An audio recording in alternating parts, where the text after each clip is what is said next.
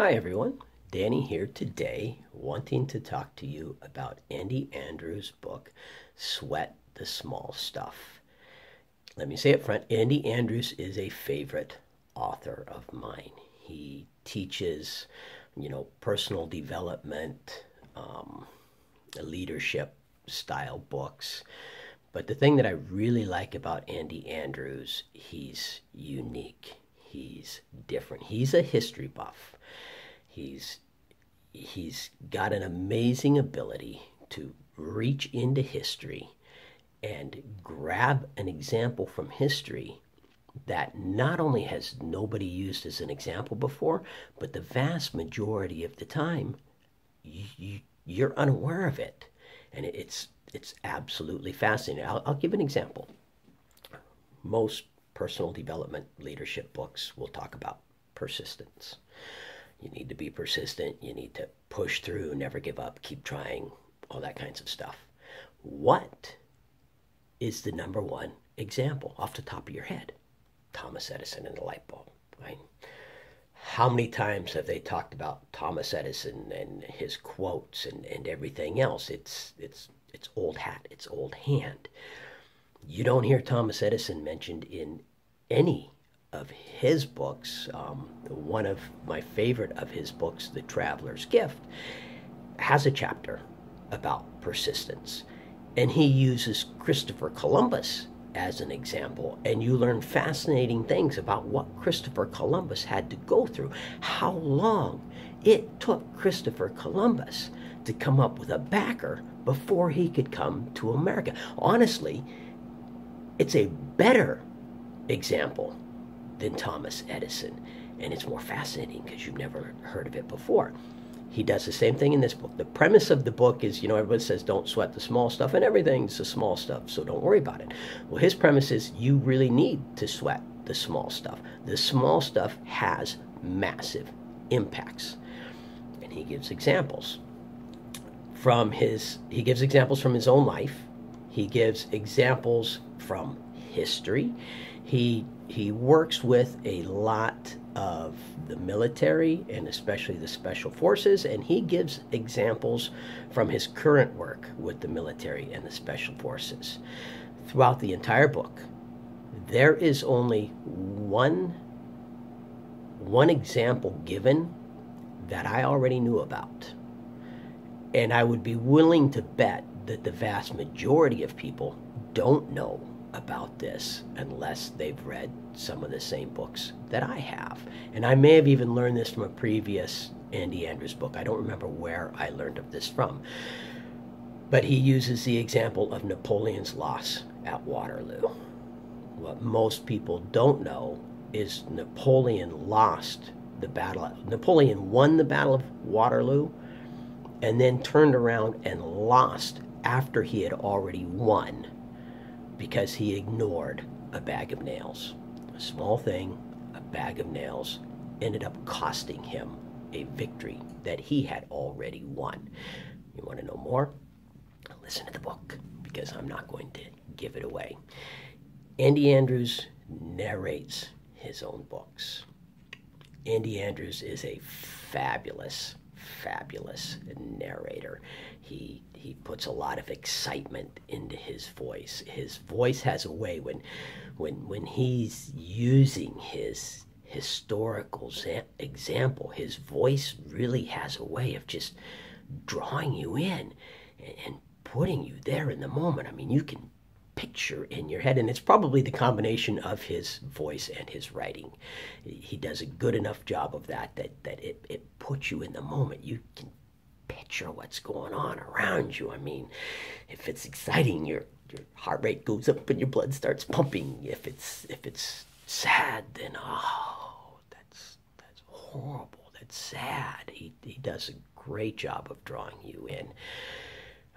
He does a great job of really being able to drive home the point that he is talking about, of showing that even though this is commonly held knowledge, this is commonly held wisdom, it's wrong. I'll give an example. One of his chapters is on change. And he talks about what he calls the 3 myths of change. And I'll tell you, prior to this book, prior to what he says in the book, I would have agreed with those 3 myths of change. They're common. You know, if you want to, in order to change, you know, for someone to change, they've got to hit rock bottom. How many times have you heard that? For someone to change, they've got to want to change. How many times have you heard that? Well, Andy Andrew believes that is wrong. And he goes through and he shows how and why that's wrong. And it opens your mind. I agree.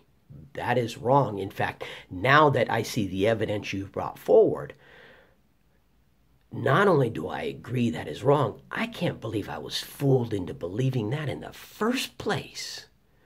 I actually feel foolish for believing those myths. I mean, it's kind of like if I'd have believed that the world was flat.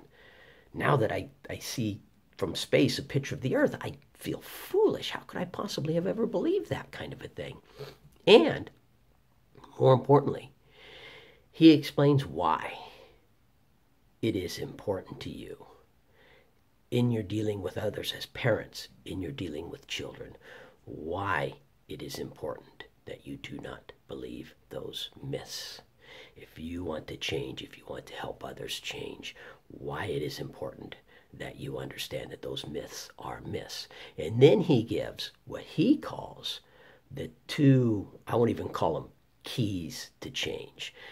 He says they are 2 elements that absolutely have to be there for change. And he offers, you know, if you can come up with an example or evidence to dispute him, please let him know. He would love to hear about it.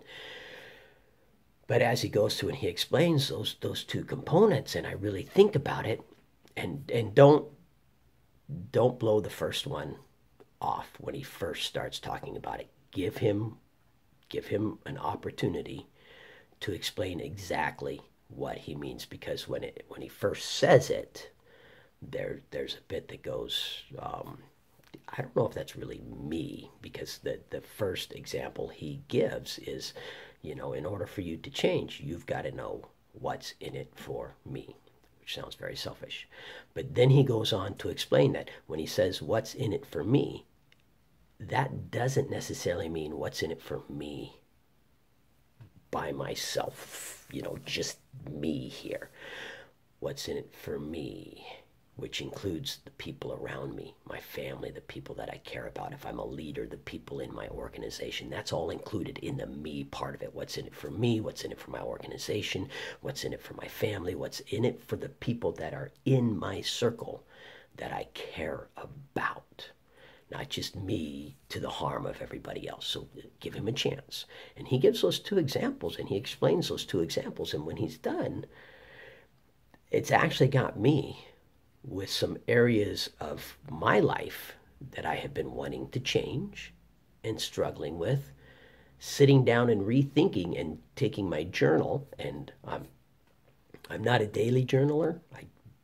I've tried being a daily journaler, and it's too much for me. But when I come up with something that I really want to think about, then I journal it, and it's got me doing that. I've broken out my journal. So this is not something I do daily. This is something I only do when I've got something that I really want to think about and go deep with. And it's got me using his formula and the things that he's talked about. How can I apply this to that area to bring about true, effective, lasting change, the true, effective, lasting change that I have been struggling for 48 years with, right? I mean, we all have those areas that you almost feel like giving up because I guess I'm not at rock bottom yet. I haven't been able to make the change. Or maybe I don't really want to change. So you're thinking in your head, well, okay, I don't want to change. So why don't I want to change? What is, what's causing me? Well, maybe it's not that I don't want to change. Maybe it's these other 2 elements that I haven't figured out yet. And once I figure those 2 areas out, then I'll be able to make that change and to make that change permanent. It is an excellent book. recommend this book for everyone. It's another one that you can feel perfectly free, perfectly safe. Not only can you feel free and safe to listen to it with your kids, but the examples that he gives from history, the way he gives the examples, the way he builds the story up around it.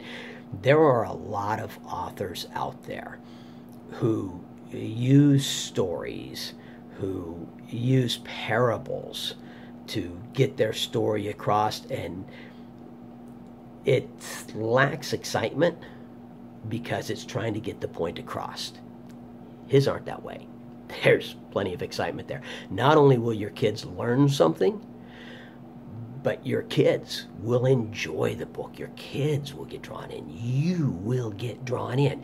And anyone who knows of Andy Andrews knows that his moral code will not allow him to put adult situations, foul language in his books. They're all perfectly safe to be listened to by your children. They all get you thinking, and they all just have fascinating bits of history in them. He cites examples, so you can feel free to go back and do your own research. And did this guy know what he's talking about?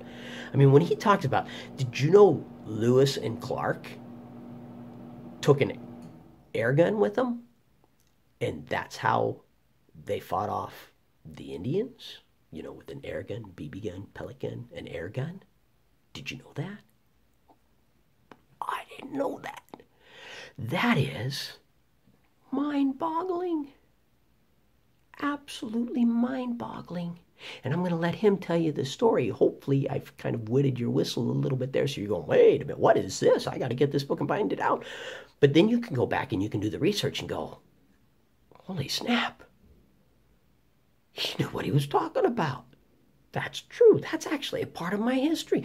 Why isn't that in the history books? I mean, quite honestly, the story of Lewis and Clark when I was in high school, it's kind of boring. Kind of do I gotta study this? Can I study Vikings? Vikings have big axes and shields, and they go into battle, and they put cool stuff in their beards and in their hair, and they look ferocious, and they tattoo their face. I want to study Vikings. Those ships. I mean, I want to study Vikings, right? Lewis and Clark is boring. Well, okay, if they'd have had this in the history books, I'd have paid more attention. This would have been absolutely fascinating. And the book is full of stuff like that. Absolutely full of it. I cannot recommend this book more. I hope you get it. I hope you listen to it. I hope you enjoy it as much as I did. And I hope you have a wonderful day.